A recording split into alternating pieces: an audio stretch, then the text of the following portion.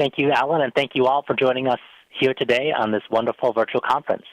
I want to talk today about the Senior Core Research Agenda for 2015, which of course is built on the great foundation we have today. So we've just finished last year the Foster Grandparent Senior Companion Volunteer Survey, and it was a significant accomplishment. We had over 30,000 participants, over 87% response rate. The national results will be released at the 2014 Gerontological Society of America Annual Scientific Meeting. And the goal is to also release this data in a more detailed format as part of a peer-reviewed scientific journal. The national analysis will compare the foster grandparent and senior companion volunteers against a similar population of older adults from the Health and Retirement Study. That includes volunteers and non-volunteers. And we're going to provide all the participating grantees with some data about what we're able to tell them about their own volunteers. We're also going to release data at the state level, which is going to be important as we address state stakeholders as well. And we know how important it is in many states where we have significant funding from state legislatures for both the foster grandparent and senior companion program. So one of the things that we're struggling with right now, though, is the issue of confidentiality. When we initially discussed this study with all of you, and when you discussed it with your volunteers, we talked about confidentiality. And so what we're going to be able to provide all of you is going to be limited in that we will be able to provide you a snapshot of your volunteers, what the average length of volunteer service was, what the average hours of service is, and what the average age of the volunteers is. And the reason is all of those are averages. And when we give you an average, it helps protect individuals. For other aspects of this report, what we'll be able to provide you is a state report about how volunteers are in your state. Now, in some situations, like the state of Hawaii, where there's only one foster grandparent program and one senior companion program, we have to even change this a little further as well. The goal here is that when we talk about confidentiality, once you start going down below the level of 5 individuals, you start to be able to potentially piece together the characteristics of individual respondents. So it's really hard for us to give you detailed information about your own project on things other than when we're talking about averages. But what we'll be able to provide you at the state level is the following data. We're going to be able to provide you a sense of the percentage of your volunteers that are female and male, the race of your volunteers, the ethnicity of your volunteers, their veteran status, the education levels that they report having completed, and their marital status as well. So this is all demographic information, and what this will show is that our foster grandparent and senior companion volunteers are an incredibly diverse group of individuals. They're in terms of race and ethnicity, especially in issues of race. We have a majority-minority volunteer base. So this is an important part of the larger national service portfolio. It does show that the vast majority of volunteers are female, and I think that's one of the things that we are very proud of. But we'll also be trying to continue to think about ways in which we can do outreach to male volunteers as well. So the goal for the state-level data will be probably sometime by the end of this, sometime before September is our current goal. So we hope to have this available by the end of what we call fiscal year, and this will be part of the data that we'll be able to provide in terms of our state profiles and as we reach out to state stakeholders like the state legislatures. The other piece of data that we have is self-rated life satisfaction. What do you think of your life as a whole? Other data that we'll be able to provide at the state level is self-rated health. This is an important issue and will be the focus of our first major paper on this issue as well. And in this paper, we'll be able to actually compare how our volunteers report their health as compared to the similar population of Americans 50 and older from the Health and Retirement Study. The reason that we chose these questions is that these are the same questions that are used by this larger NIH-funded, National Institutes of Health-funded study. In addition, we'll also be able to talk about social ties and support. This will be the subject of our second paper, our second presentation. at the Gerontological Society Annual Scientific Meeting. And the reason that we chose these are, for many of you, you'll recognize these as being some of the questions that we also are interested in terms of our clients and caregivers. There's increasing data suggests that social ties, social relationships, social support, and loneliness are all good indicators of how, or predictors of how people do in terms of their health in the future. So these are also easy to ask because you don't need a third party to tell you how lonely you are. In fact, it's more valuable to know from individuals how lonely are they, or how many people are they close to, or do they feel they're getting enough social support. Self-efficacy is the other piece.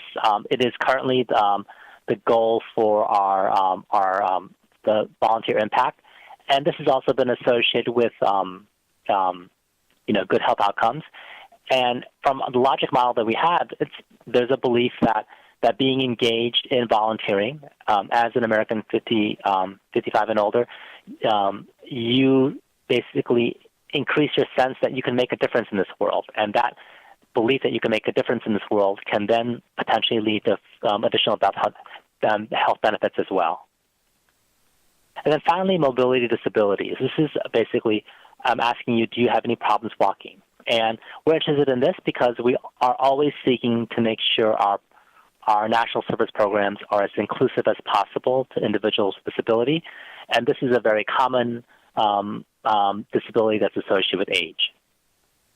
So again, what we'll provide at the state level will be all this information. We'll be providing some individual level data as well for each grantee. And then the individual level data and the state level data will all be referenced and can be tied to two national reports that we hope to generate in the next few months. And these will be about the self-rated health of our volunteers and what we call psychosocial outcomes, loneliness, self-ratings of social ties, and social support. And so in having the data at the state level, individuals can then potentially reference this larger scientific report, and then talk about what what evidence there is of the potential health benefits of volunteering, and how individuals in that state look as well. I also want to assure those in the audience that we have not forgotten about RSVP. But there are additional challenges as we think about the RSVP portfolio, how our grants are structured in RSVP. But it's still very important for us to also talk about the potential health benefits of being an RSVP volunteer. When we first proposed this study, I know that there were some concerns by some project directors, and so we slowed down the RSVP study process. And RSVP this study is occurring in the second year of this evaluation period. We started the study in July 25th, 2014, and 33 grants were randomly selected from the April 2013 grant renewals. So these are the grants that were competed successfully in 2013 and had an April 1 start date. These April 1 start date grants first reported on their national performance measures to us this past spring. And we've taken those national service reports and are trying to ask questions about volunteers who will be randomly selected from these 33 grants. We know that some grantees do have expressed interest about, have expressed concern about how we are able to approach their volunteers while maintaining their privacy. And I can assure any of the 33 grantees who are on the phone that we will work with you if you have any concerns, and we are setting up some meetings as we speak to address some of these issues. The questions will be similar to the questions that were included in the Foster Grandparent and Senior Companion Volunteer Survey, but we're going to have additional information as well. So if you look at the RSVP universe of performance measures, we have the focus areas and we have objectives. And if you combine the two, we actually have a universe of 13 focus area objective pairs. Now, unlike the Foster Grandparent Program and Senior Companion Program, we basically know what volunteers are doing. We don't necessarily know that in RSVP. And this is the universe that we'll be able to map all the volunteers that we survey to. So we'll know, for example, if you look at the RSVP sample, what are the volunteer service activities that men tend to gravitate towards as opposed to women? Individuals who are from underrepresented minority groups, what are they interested in? Individuals with who report some disability, what are they interested in? Individuals who are boomers. So this is all going to be extremely important because we created these performance measures in 2010, 2011. But as we get the results, we want to be open to the fact that maybe they need to be changed. Maybe they don't really meet the interests of volunteers across the country. And we certainly want RSVP to be a program that is ready to engage the future Americans 55 and older. So we're very interested in what the boomers are volunteering in, and we're open to the results. If, for example, we find a lot of boomers are interested in other community priorities, that will be an important lesson to us as we approach what percentage of activity occur in community priority. So these are examples of how we are using this evaluation to improve the program. And especially, we especially want to make sure that all the programs, FGP, SCP, and RSVP, are able to contribute to a larger narrative about the health benefits of volunteering. We also, this past year, did a survey of senior companion clients, both in terms of how the mandatory data collection instrument was implemented, and also we did survey some senior companion clients as well.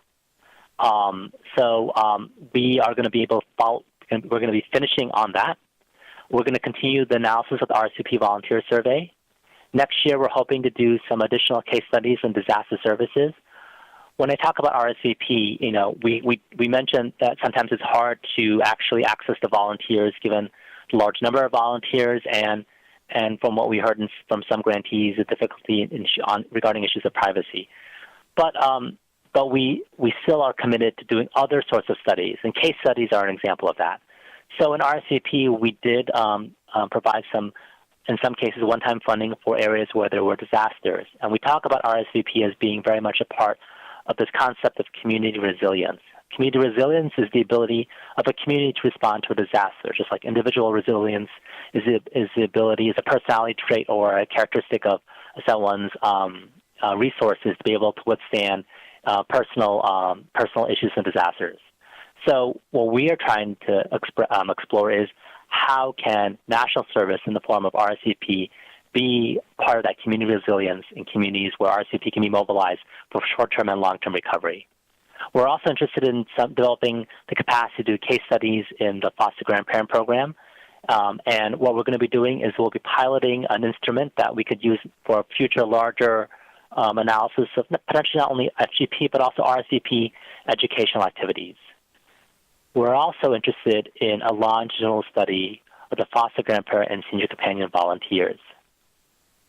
And there, what we're particularly interested in looking at is, we have some data on who our volunteers are today, but what we would really be interested in is looking at volunteers just as they enroll. Now, we'll probably have to deal with some of the privacy issues that we're dealing with the RSVP study because it will be a survey.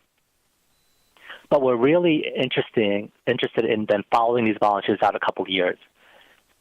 And in following them when they first start in, we can say that this is before there's actually been any impact of the program.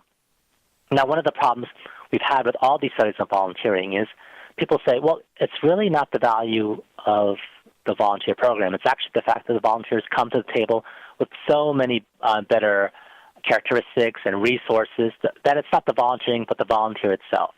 Well, if we're able to look at new national service participants just when they enter and follow them for a couple of years, we actually may be able to say, hey, you know what, when they first came in, they were sort of like these individuals, but 2 years later, they're actually different in this way. And the way it's structured, it's called a quasi-experimental study. So it's not going to be a definitive study, but we hope this will give us some additional information on the potential health benefits, not only of volunteering, which we've seen in other studies, but national service in particular. And the last one is the longitudinal study of some senior companion clients, actually the caregivers. So one of the things that we found is that as we tried to survey clients, it can be hard. And we understand that sometimes clients have some issues that prevent them from being able to participate. We know that there are issues of privacy. There are always issues of concern of financial abuse. And there are also, so clients are sometimes reluctant to speak with third-party individuals.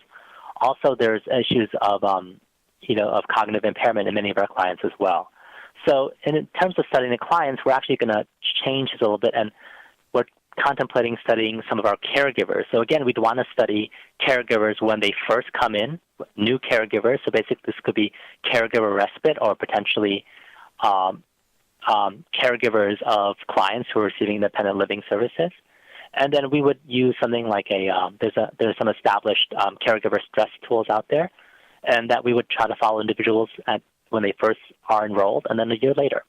And the goal would be that we would actually potentially be able to see a change the dial in terms of caregiver stress. So these again would be some initial launchable studies. They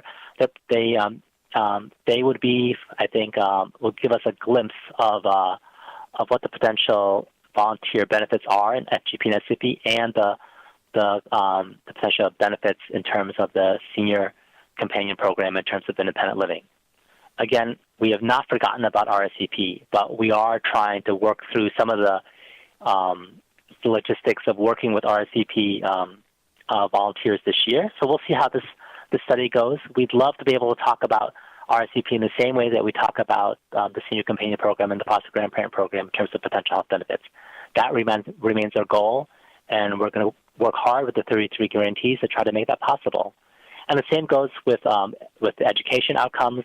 These case studies will be the first step in potentially developing some more definitive evaluations, some quantitative evaluations of the impact of both FGP and SCP on education outcomes. But we're going to start with FGP next year, just because the models are much more definable. So with that, I want to open up for questions.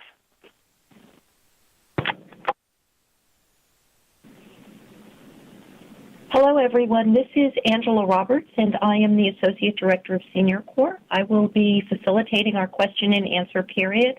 We have received some very good and enthusiastic questions, and the first one relates to the FGP and SCP study. And the questions are, when will the state-level report be available, and the project-level report, and the national report, because I cannot wait? So the state and we're going to try to get the state and individual level data available by sometime in the end of this fiscal year, which means sometime by the end of September. There will be a national meeting, an annual scientific meeting of the American Gerontological Society, and that's going to be occurring in early November. And we actually have a scientific symposium that will be that will include participation from the National Institute of Health. And that's where we intend to present publicly for the first time some of this data. At the same time, we're going to try to push this data out as part of a peer review series of articles. And there's been also an additional information about a possible White House Conference on Aging in 2015, but this is exactly the kind of data that we would want elevated at a potential White House Conference on Aging. There's hopefully tentative plans for that, and the White House has identified the beginning of the planning process, but we're still waiting on a final appropriation in Congress to make sure that there's sufficient funds for that event. And that would be led by the Administration of Community Living out of the Department of Health and Human Services. Okay, thank you. We have another question for FGP and SCP. How do I know if my program surveys were included in the results? So if you did not send any results in, and we did not receive any results from you, we would have contacted you, because we were very eager to get responses from everyone, and we're very, very proud of the participation of our foster grandparent and senior companion grantees. We appreciate the immense effort. If you are able to get an over 80% response rate, that actually counts. That actually is an important cutoff in terms of how various outside audiences evaluate your data. So we were able to achieve that. As we look at the RSVP survey, we understand that the methodology is different. The way we're collecting the data is different. So it's in no way we won't be making any comparisons about how one group of project directors are different from others. We understand that all our RSVP project directors are eager to participate with any evaluation that we do. And what we will make sure to do is to work with all of you who've been selected randomly to make sure that, that you're able to participate. And again, the goal is that we're able to say the same great things about RSVP as we are planning to be able to say about FGP and SCP. Our next set of questions are about RSVP and the RSVP study. The first is, why were only 33 RSVP grants chosen for the survey? Is that representative of the number of grants across the country? So the 33 are representative of the grants that provided us data as part of the April 2013 class. I think one of the things that the RSVP study, in addition to trying to find out who the volunteers were, we're trying to link those volunteers to actual volunteer service activities. So, and the 33 grantees were, it was what we call a stratified random sample. So we tried to get some large programs, some medium programs, and some small programs. And so we will actually be able to have, we will be able to actually say a lot about the RSVP volunteers. We're hoping to collect data on more than 1,000 RSVP volunteers. And you know, it's more importantly, we'll be talking about RSVP volunteers under the new national performance measures. So we'll really be talking about the RSVP that will be in existence at the end of this upcoming 2015 competition. So we're confident we'll be able to say a lot about the programs. Again, for the 33 who were chosen, we're going to work very closely with you to make sure that we can address your concerns and your needs so that we can collect this important data. We have a question about the RSVP evaluation and rural projects versus urban projects. So one of the things that we'll be able to do is actually from the volunteers themselves, we'll have information on their rural identity. I mean, once you get down to, you know, there's the ability to actually, Department of Agriculture has developed a methodology where we can actually describe every location's status in terms of the metropolitan-rural, you know, continuum. And so we'll be able to talk about rural projects, and that's in part why we also wanted to have some small projects there as well. And in addition to that, every Senior Corps grantee will also be inputting their volunteer station rosters into e-grants as well, into the performance module. And that will also give us information about our rural footprint for the first time ever. That's very exciting. So those state profiles will be further improved in terms of their, instead of having us have to sometimes go back and ask you to correct certain things, those we'll be getting data directly from you that we'll be able to roll up, and then we will say, you know, each of these volunteer stations has, you know, this sort of rural status or non-rural status, and we're very excited about that. For the RSVP study and choosing the volunteers, first, were they chosen randomly? And second, were the number of hours they volunteer a consideration for being selected? So for the RSVP study, the random selection occurred at the grantee level because we don't have any information about volunteers in any of our Senior Corps programs. So what our grantees, what our contractor JBS International JBS International was able to do was we gave them a list of the 100 or so grantees that provided us the volunteer station, the performance measure data. They selected 33, and then we've gone to each of those 33 and asked them to participate. And we're just working through the process right now. The study opened on the 25th of July, so we're about maybe a couple weeks out, and we're going to be working with all of them to make sure that we can address each of their concerns, because we are very much eager to get this data. But once we get the information about who the volunteers are, then there'll be a second level of a randomization to figure out which volunteers are randomly selected. Thank you. And a reminder, when will the RSVP survey process start? So the RSVP survey process started on the 25th of July. If you were not one of the 33 grantees, then you would not have heard about it, which is fine. If you are one of the 33 grantees, we've been in contact with several of them already through our contractor, and just rest assured we'll work with you, and we're confident whatever difficulties some individual grantees might have, we can work through. Thank you. We have a question about why CNCS and Senior Corps needs to do these kinds of surveys when we already have data that is submitted on progress reports and progress report supplements.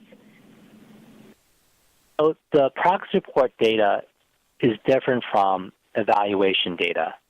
I think that's an important thing. The two do contribute to each other.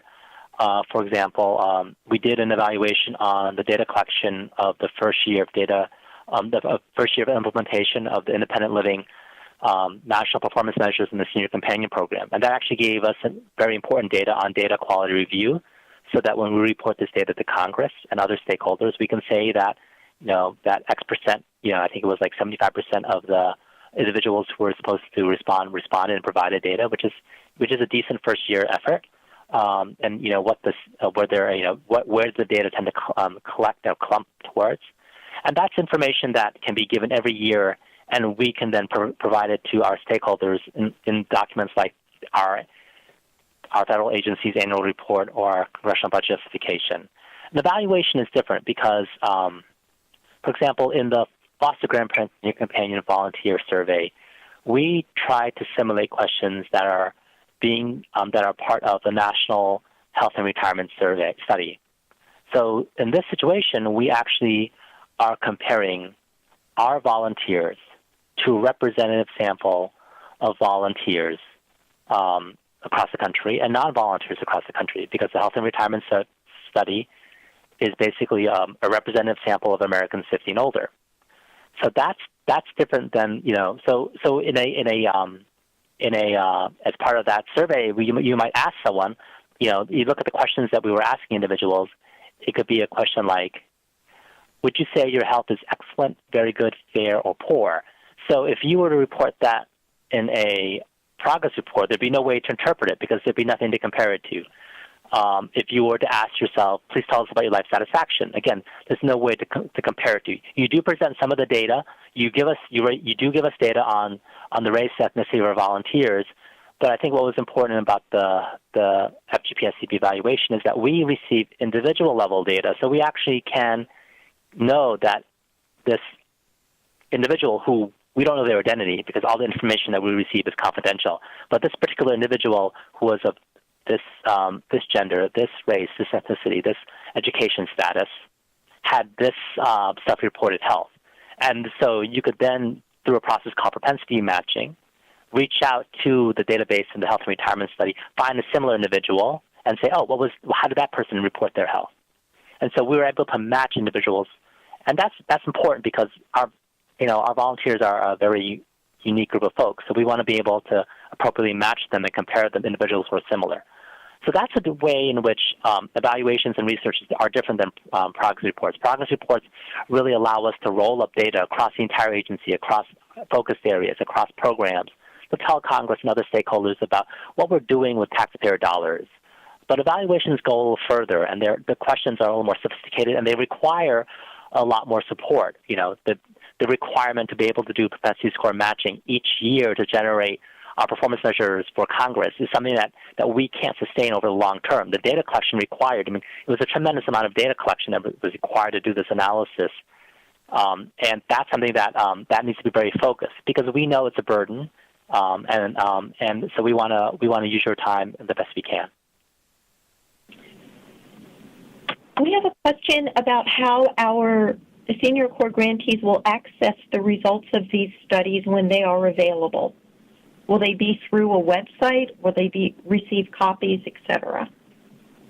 So what we will do, obviously, is elevate our work through our usual, press releases and online reports. We are committed that whatever journal we do finally publish this data in, that we will do it in a open source format, which means that we as a federal agency will make sure that the journal articles themselves are in a publicly available format. And what we will do is you could use your own report, your state report, and the press release, which will effectively serve as a cover letter for you, and essentially attach it to the journal articles, and then use that in your own annual report or your education of other important stakeholders as well about if you were to approach a state legislature and say, hey, I just want to educate you on what we were accomplished, and this is some data that was produced by the public data. That's the kind of stuff that we would want to be able to support you on. Again, this is education, not lobbying, because you're not asking anyone to vote a certain way, but you want to tell folks who are responsible for appropriating dollars, like this is the value of your programming, and this is what we were able to achieve. And that's the goal of both the performance measures and the evaluation. They do it in different ways, though.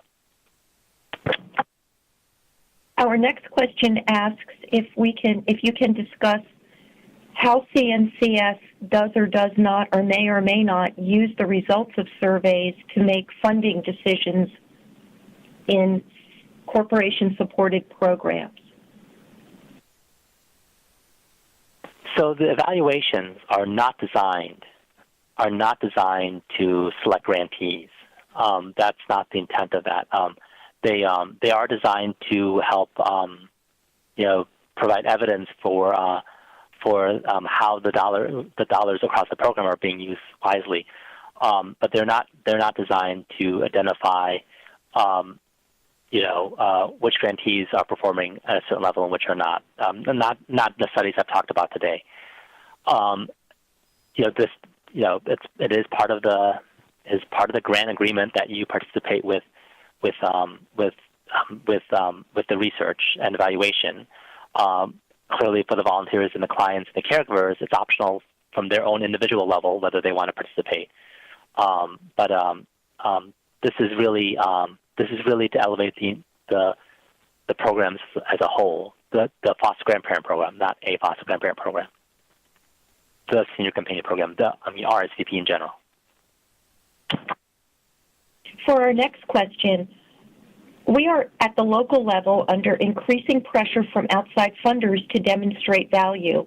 Are we able to undertake our own local evaluation in partnership with a local university? Definitely. And what we can also do is recently there was an article that was released by the Social Innovation Fund. The Social Innovation Fund is a program within the Corporation for National Community Service that funds intermediaries to address issues like education, healthy futures, and economic opportunity. And what we will make sure is that what we can do is we can forward to all our grantees this information. It's information about how one were to conduct an evaluation on their own. We definitely would encourage that. I've actually had a number of conversations with grantees who've approached their state office and said, hey, I'm interested in doing a research partnership with a local university. And subsequently, I had a conversation with both the grantee and the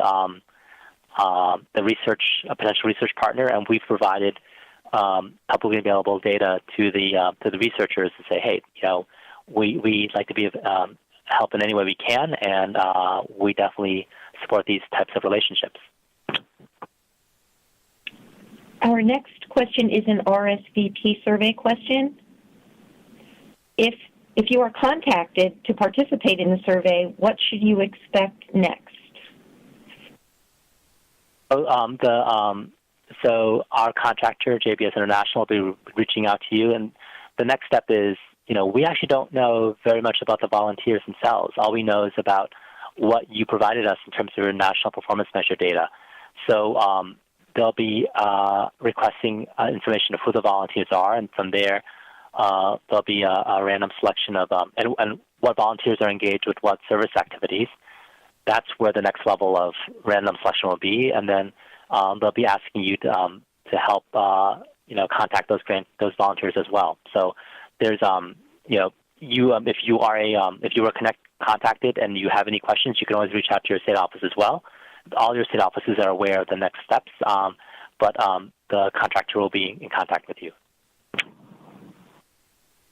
Okay, our next question asks if the results of the evaluations are used to encourage Congress and educate Congress about the Senior Corps, for example, perhaps to increase the stipend.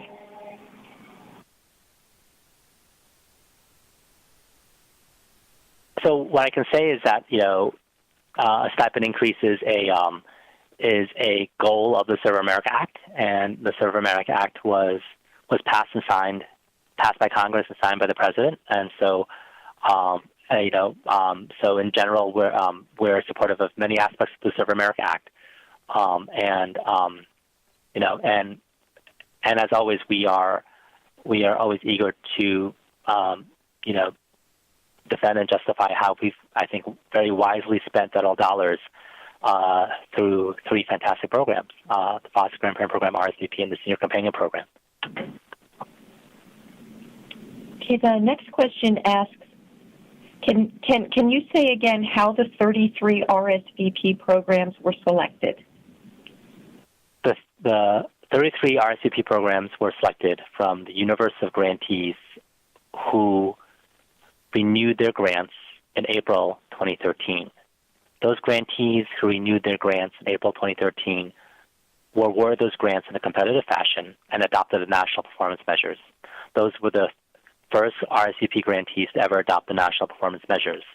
And as such, they provided us national performance data for the first time in RSVP around May of 2014. And we've taken that data to identify who the potential grantees are. And of the universe of grantees, I think it's around 150 grantees or so, we randomly selected 33. So it's a random selection within a universe of grantees renewed in April 2013. The selection was stratified meaning that we split that universe of grantees into 3 buckets. The first bucket is small, the second one is medium, the third one is large. And we took a few grantees from each of those buckets so that we, sometimes with random assignment, you can get some skewed results. So to make sure that we got some small, medium, and large grantees, we purposely stratified the random assignment, the random selection.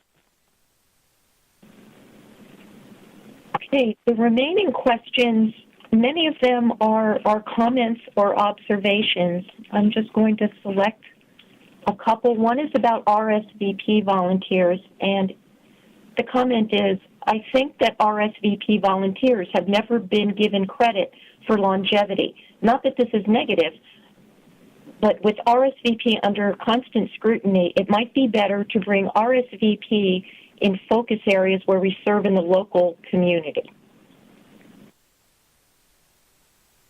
So I think this is one thing that we will get a better sense of. We know from the 2013-2014 competitions that around 80% of the RSVP primary focus areas are in the area of